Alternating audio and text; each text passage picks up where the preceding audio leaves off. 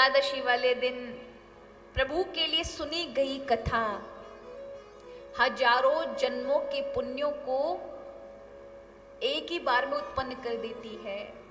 एकादशी के दिन थोड़ा भी प्रभु के लिए किया गया कीर्तन आपके जन्म जन्मांतरों के पापों को नष्ट करने की सामर्थ्य रखता है। एकादशी वाले दिन कीर्तन की महिमा ये है कि आप सभी लोग तीर्थों में जाके अपने पापों का नाश करते हैं और तीर्थ एकादशी वाले दिन जहां कीर्तन और भगवान की कथा चल रही होगी वहां पर आएंगे। क्या देने के लिए आएंगे? बोले उस कथा और कीर्तन को सुनकर उनका पाप नष्ट होता है। तो भक्तों को क्या मिलता है? बोले वो जब गाते हैं, कथा सुनते हैं, कीर्तन करते हैं तो उनको हरि की कृपा और तीर्थों का आशीर्वाद मिलता है और उनके मुंह से बोला गया कीर्तन उनके पापों का नाश करता है। तो दोनों को ठाकुर जी सामंजस्य बिठाया है। इसलिए एकादशी वाले दिन भले ही 15 मिनट कीर्तन करो किंतु करिए, शास्त्र ने आज्ञा दी है। यदि आप अपने जीवन में आनंद चाहते हैं, प्रभु की कृपा चाहते हैं, संसार की भी वृद्धि आपको मिले तो प्रत्येक व्यक्ति को एकादशी वाले दिन आधा घंटे शाम को कीर्तन करने का महाराज एक नियम बना लेना चाहिए। पूरे परिवार के साथ प्रभु का कीर्तन करेंगे, भले 5 या 11 भजन गाओ पर गाओ, कीर्तन करो। तो आज बड़ा सौभाग्यशाली है महाराज दिन कि आज ही के दिन भगवान की कथा आरंभ हुई है और वो भी एकादशी वाले दिन। एकादशी महान व्रत है, भगवान के शरीर से उत्पन्न हुई भगवान की करुणा से एकादशी का प्राकट्य है। और आज के दिन भगवान की कथा जब हम सुनते हैं तो भगवान की करुणा हम पर बरसती है, प्रभु की कृपा हम पर बरसती है। भगवान के वो जो भक्त थे वो एकादशी के दिन द्वारिका जाते थे पैदल। 10वीं की तिथि को जाते थे, एकादशी को रुकते थे, एकादशी की रात्रि में जागरण करते थे और द्वादशी को लौट आते थे। 3 दिन का कार्यक्रम रहता था, पैदल ही जाना पैदल ही आना। ये नियम उनका 80 वर्ष तक चलता रहा। एक आयु होती है महाराज, कब तक आप पैदल जा सकते हैं? फिर एक शरीर की मर्यादा होती है, वो आपको जाने देगा ही नहीं।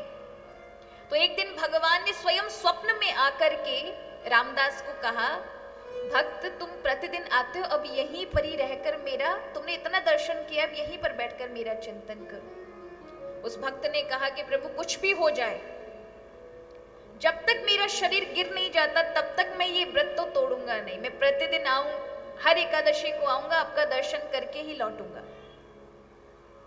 तो प्रभु को दया आ गई, उन्होंने कहा देखो द्वारिका बहुत दूर है, कार्य करो रामदास, मैं तुम्हारे साथ ही आ जाता हूँ। इस बार तुम आओ तो अपनी बैलगाड़ी साथ में लाना।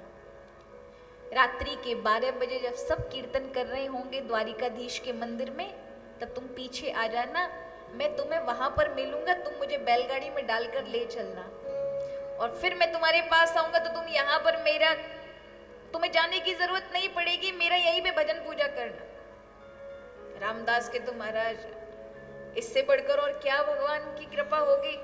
उसने हमारा गांव वालों से जैसे तैसे मांग के बैलगाड़ी की व्यवस्था की, लेके गया। अब सब लोगों को बड़ा आश्चर्य, ये हमेशा पैदल आया, आज पहली बार बैलगाड़ी से आया है। पर किसी ने कहा वृद्ध अवस्था इसलिए आ गया होगा। लेकिन यहाँ पर रामदास का मन कीर्तन में नहीं था। उसने तो जाकर पीछे बैलगाड़ी लगाई और देखा 12:30 बजे मध्य रात्रि को भगवान सजे सजाए खड़े हैं। कैसे खड़े हैं? जवाहरात, हीरे, आभूषण पहन करके। रामदास ने चरणों में ढोक लगाई और कहा प्रभु अगर ऐसे माला माल बन के जाओगे तो लोग मार डालेंगे मुझे,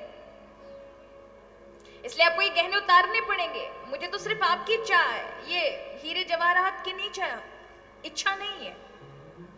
तो भगवान के सारे वो आभूषण उतार के मंदिर में डाले और जैसे ही भगवान को जो बिछा कर लेकर आया था भूसा इत्यादि, उसके ऊपर प्रभु का वह स्वरूप द्वारिकाधीश का, रणछोड़ राय जो है वो द्वारिकाधीश का स्वरूप है, उनको रखा और गाड़ी दौड़ा दी। 1 बजे के लगभग द्वारिका से निकला, तेजी से गाड़ी दौड़ाते दौड़ाते दौड़ाते दौड़ाते तब तक 4 बज गए। जैसे ही ब्राह्मणों ने मेरा मंदिर के दरवाजे खोले तो देखा भगवान का विग्रह गायब है। जवाहरात इत्यादि सब पड़े हुए हैं, यानी कोई चोर नहीं लेकर गया। किसी ऐसे ने चोरी की भगवान के विग्रह की जो भगवान का भक्त है। तब सबने देखा कीर्तन में कौन नहीं है, सब पुराने पुराने मौजूद थे, सिर्फ एक नहीं था जिसका नाम था रामदास। लोगों ने कहा रात्रि से नहीं देखा, अरे वही चोरी कर ले गया भगवान। राजा के दूतों ने कहा जहां भी मिले पकड़ कर लेकर आओ। पीछे से सिपाही लगे। अब ये रामदास वहां, उनके पास घोड़े हैं, इनके पास बैलगाड़ी है, अब लेके जा रहे हैं बड़े आनंद के साथ। प्रभु आज तो मेरा जीवन धन्य हो गया, मैंने आपको ले लिया, आप मेरे साथ आ रहे हैं। लेकिन पीछे से सिपाहियों की घोड़ों की टाप सुनी, आवाज सुनी तो रामदास डर गए। प्रभु अब आपको ले तो आया मैं, किंतु अब राजा के सिपाही मुझे पकड़कर कारागार में डालेंगे, यातनाएं देंगे, उसका क्या होगा। तब प्रभु कहते हैं पास में एक बावड़ी है। बावड़ी जानते हैं ना, जहां एक तालाब की तरह होता है, पानी होता है, वहां जाके मुझे डाल दे और तू बैलगाड़ी पर बैठा बैठा चलाते जा। और उसका ऐसा भाव था कि भगवान का विग्रह बोलता था। उसने जाके बावड़ी में छुपा दी और खुद बैठ गया बैलगाड़ी में, आराम से लेटे हुए चल रही है गाड़ी।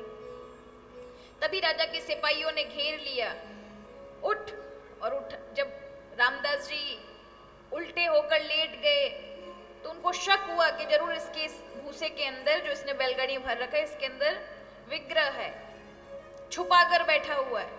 तो उन्होंने भाले घोंप दिए रामदास के पीछे, पीठ पर 2 से 3 भाले घोंपे। बता, सच बता, कहाँ है? उसने कहा नहीं है मेरे पास।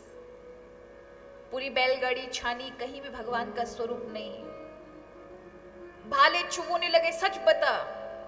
तब तुरंत महाराज वहां बैलगाड़ी बावड़ी की ओर इशारा कर दिया, यहां पर है भगवान का स्वरूप। जब दौड़कर वहां पर सब लोग गए तो देखा वहां खून से पूरा तालाब भरा है।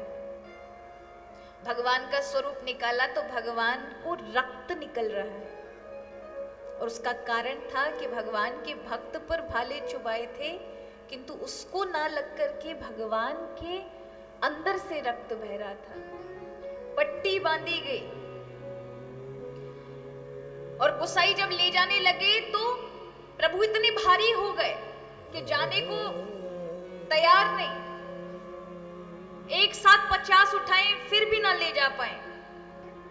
तब आकाशवाणी हुई, मैं तुम्हारे साथ जाना नहीं चाहता। बोले प्रभु इस रामदास के पास क्या है? आप वहां अपना पूरा राज्य इत्यादि जिस तरह से डांट ठाट बाट से हम रखते हैं वो छोड़कर आओगे, इसके पास क्या है? ये ना आपको बिठा सकता है, ना आपको ढंग से खिला सकता है, ना 56 प्रकार के भोग लगा सकता है। इसके पास अपने एक रोटी का ठिकाना नहीं है। तो भगवान कहते हैं कि मुझे तो इसी के साथ रहना है। तो कहा ठीक है, अगर इसके साथ रहना है तो फिर हमें अपने बराबर का सोना ये दे दे। क्या कहा? अपने बराबर का ये सोना ले आए अपने घर से और आपको ले जाए। तब रामदास कहता है प्रभु मेरे पास तो कुछ भी नहीं है, आप एक काम करिए, आप चले जाइए इनके साथ। ना मेरे पास इतना धन नहीं है प्रभु कि मैं आपके बराबर का कर सकूं। तो भगवान कहते हैं जाकर अपनी पत्नी की नाक में पड़ी हुई नथनी है ना, उसे ले आ। बोले प्रभु वो तो बहुत हल्की है। बोले तेरे लिए हल्की, मेरे लिए तो वो बहुत भारी है, क्योंकि भक्त का जो भाव है उसके सामने तो हर चीज हल्की है। जाके लेकर आओ। और जाकर के वो नाक की नथली उतार के ले गए कि भाग्यवान ये दे, भगवान आ रहे हैं। देवी जी ने उतार के दी और पलड़े में जब गोसाइयों ने रखा कि कहाँ है सोना इसके पास, तो एक पलड़े में ठाकुर जी, एक में वो छोटी सी नथ, वो नथ भारी हो गई और भगवान कैसे हो गए? हल्के। और आकाशवाणी हुई कि नथ को ही ले जाओ और इस जगह फलानी जगह पर मेरा एक विग्रह पड़ा है, उसको ही जाके द्वारिका में स्थापित करो। अब तो मैं रामदास के पास रहूंगा। और चले आए। आज भी भगवान की पट्टी बदली जाती है जो उनको घाव है। जब भी मंदिर का नव निर्माण होना होता है तब भगवान किसी से नहीं उठते, इतने भारी बन जाते हैं। किंतु रामदास के कुल का आज भी कोई एक छोटा सा बच्चा उन्हें उठाकर बाहर रख देता है तो उससे उठ जाते हैं, अन्य किसी से नहीं उठते महाराज। आज भी अपने भक्ति की इच्छा के लिए भगवान द्वारिका से निकलकर महाराज डाकोर जी में विराजमान है, रण छोड़ राय के नाम से। बोलिए रण छोड़ राय भगवान की जय।